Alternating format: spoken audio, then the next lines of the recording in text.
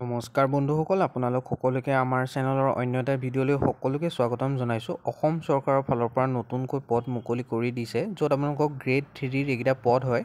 ইয়াত আবেদন আপোনালোকৰ আৰম্ভ হোৱা নাই বৰ্তমানলৈকে। এইকেইদিনতে আপোনালোকৰ আবেদন আৰম্ভ হ'ব।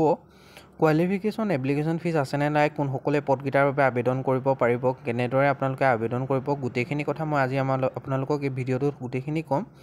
আৰু বহুতে হয়তো আমাৰ চেনেলটো ছাবস্ক্ৰাইব নকৰে আৰু কয় যে এইটো ফেক ভিডিঅ' হয়, সেইটো কাৰণে আপোনালোকে ভিডিঅ'টো শেষলৈকে চাব। মই অফিচিয়েল ন'টিফিকেশ্যনটো ভিডিঅ'টোত দেখাই দিম, আপোনালোকে চাই ল'ব পাৰে। আৰু যিসকলে আমাৰ চেনেলটো বৰ্তমান ছাবস্ক্ৰাইব কৰা নাই, তেওঁলোকে আমাৰ চেনেলটো ছাবস্ক্ৰাইব কৰি লওক, যাতে অসমৰ লগতে ভাৰতৰ বিভিন্ন প্ৰান্তৰ আপোনালোকে জব ৰিলেটেড আৰু বিভিন্ন ইনফৰ্মেশ্যনেল খবৰখিনি অতি সহজতে আমাৰ চেনেলৰ জৰিয়তে পায়।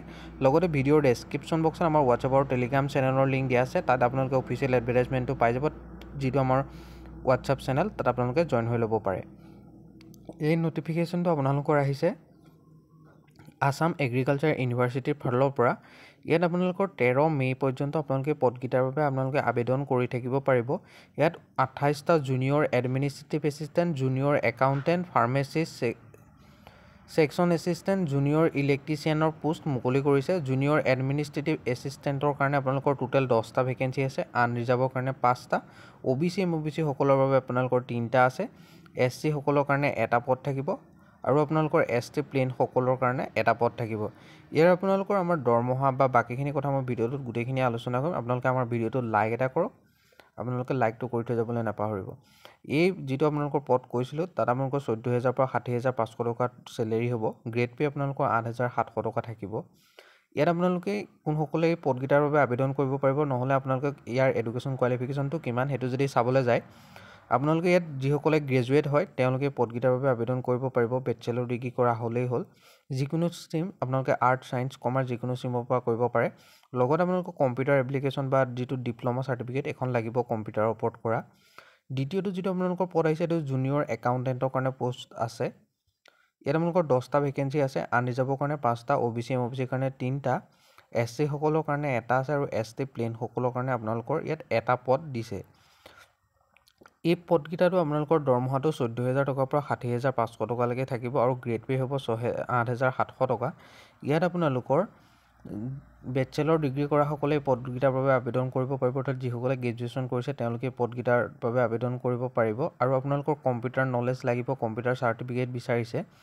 লগতে যদি আপোনালোকৰ আৰ্ট, একাউণ্টেঞ্চিত বা একাউণ্টছত কাম কৰাৰ অভিজ্ঞতা আছে, তেনেহ'লে আপোনালোকে পদকেইটাৰ বাবে অতিয়ে ভাল, আপোনালোকে আবেদন কৰিব পাৰে।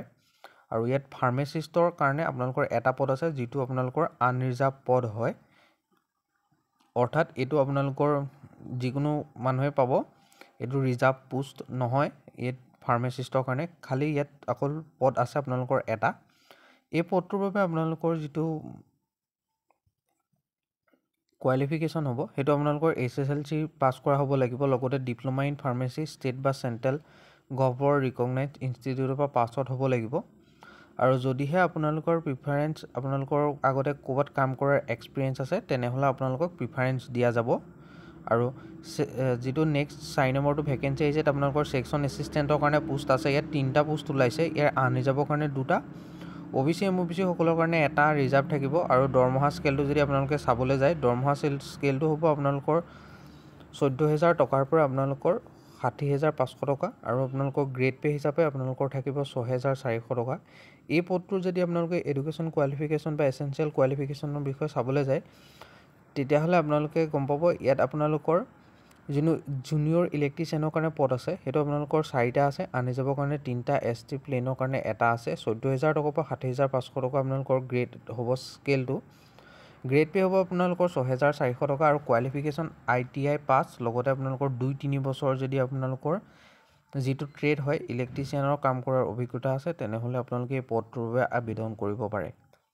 যদি আপোনালোকে আদাৰ কোৱালিফিকেশ্যনৰ ফাললৈ চাবলৈ যায়, আদাৰ কোৱালিফিকেশ্যন অৰ্থাৎ আপোনালোকৰ এই পদকেইটাৰ বাবে আবেদন কৰিবৰ কাৰণে আৰু কি কি কোৱালিফিকেশ্যনৰ প্ৰয়োজন হ'ব, তেতিয়া আপোনালোকে অসমৰ স্থায়ী বাসিন্দা হোৱাটো নিতান্তই প্ৰয়োজন, আৰু অসমৰ স্থায়ী বাসিন্দা হ'ব লাগিব এই পদকেইটাৰ বাবে আবেদন কৰিবৰ কাৰণে, অৰ্থাৎ আপোনাৰ PRC লাগিব। তেতিয়াহে আপোনালোকে এই পদটোৰ বাবে আবেদন কৰিব পাৰিব, আৰু নহ'লে আপোনালোকে পদকেইটাৰ বাবে আবেদন কৰিব নোৱাৰিব। আৰু আপোনালোকৰ এজ লিমিটটো 18 পৰা 40 বছৰৰ ভিতৰত হ'ব লাগিব আৰু এইটো আপোনালোকৰ কেলকুলেশ্যন কৰিব 1/1/2025 হ'লে অৰ্থাৎ জানুৱাৰী 2025 চনলৈকে আপোনালোকৰ ধৰিব আৰু ইয়াত আপোনালোকৰ এজ ৰিলেক্সেশ্যনৰো সুবিধা তেওঁলোকে দিছে অৰ্থাৎ আপোনালোকৰ ST SC সকলে 5 বছৰ OBC MOBC সকলে 3 বছৰ আৰু PWD সকলৰ যি আপোনালোকৰ 10 বছৰ থাকে সেই ফৰ্মুলাটো ইয়াত ইউজ হ'ব বা সেইখিনি সুবিধা আপোনালোকে পাব আৰু এপ্লিকেশ্যন ফিজটো আপোনালোকৰ হ'ব আনি যাবৰ কাৰণে 1000 ST SC PWD কাৰণে 500 টকা আৰু পে'মেণ্ট মোডটো হ'ব আপোনালোকৰ অনলাইন মাধ্যমত আপোনালোকে পদকেইটাৰ বাবে আবেদন কৰিব লাগিব ইয়াৰ ষ্টাৰ্টিং ডেট আপোনালোকৰ 12 এপ্ৰিলৰ পৰা এই পদকেইটাৰ বাবে আবেদন আৰম্ভ হ'ব লাষ্ট ডেট থাকিব 13 মে পৰ্যন্ত আপোনালোকে এই পদকেইটাৰ বাবে আবেদন কৰি থাকিব পাৰিব আপোনালোকে ভিডিঅ'ৰ ডেছক্ৰিপশ্যন বক্সত লিংক পাব আৰু মই অফিচিয়েল যিটো নটিফিকেশ্যন হয় সেইটো মই আপোনালোকৰ আমাৰ হোৱাটছআপ যিটো চেনেল আছে আৰু টেলিগ্ৰাম যিটো চেনেল আছে তাত মই আপোনালোকক শ্বেয়াৰ কৰি দিম আপোনালোকে তাতে পাব আৰু বহুতৰ মনত এইটো ধাৰণা হয় যে ভিডিঅ'টো ফেক হ'ব নেকি বা নটিফিকেশ্যন এনেই বনাইছোঁ নেকি তো আপোনালোকে এইটো চাব পাৰে এইটো হ'ল সেই বিশেষ যিটো নটিফিকেশ্যন এগ্ৰিকালচাৰ ইউনিভাৰ্চিটিৰ ফালৰ পৰা অহা ইয়াত আপোনালোকৰ চহী আছে ইয়াত পদসমূহ আপোনালোকৰ ভাগকৈ দেখুওৱা গৈছে আপোনালোকে এইখিনি এবাৰ নিজে চাই ল'ব পাৰে জুনিয়ৰ যিটো এডমিনিষ্ট্ৰেটিভ এছিষ্টেণ্টৰ কাৰণে কেনেকৈ আপোনালোকৰ পদখিনি আছে ইয়াত দিয়া গৈছে আপোনালোকে সেইখিনি এবাৰ চাব পাৰে মই আমাৰ যি হোৱাটছআপ আৰু টেলিগ্ৰাম চেনেল আছে তাত মই শ্বেয়াৰ কৰি দিওঁ আপোনালোকে তাতো জইন হৈ লওক আৰু ভিডিঅ'ৰ ডেছক্ৰিপশ্যন বক্সত আমাৰ যি হোৱাটছআপ টেলিগ্ৰাম আমাৰ যি চেনেল আছে তাতো জইন হৈ লওক যিকোনো এটাত আপোনালোকৰ জইন ল'লেই হ'ল আপোনালোকে আৰু আপোনালোকে আমাৰ চেনেলটো ছাবস্ক্ৰাইব কৰি ভিডিঅ'টো লাইক এটা কৰি থৈ যাবলৈ নাপাহৰিব কাৰণ এই চেনেলত আপোনালোকে অসমৰ লগতে বিভিন্ন প্ৰান্তৰ দেশৰ বিভিন্ন প্ৰান্তৰ জব ৰিলেটেড নটিফিকেশ্যনসমূহৰ আপডেট লগতে বিভিন্ন ধৰণৰ ইনফৰমেশ্যনেল ভিডিঅ' আপোনালোকে আমাৰ চেনেলৰ জৰিয়তে পাব আজিলৈ ইমানেই আকৌ লগ পাম অন্য এটা ভিডিঅ'ত তো ধন্যবাদ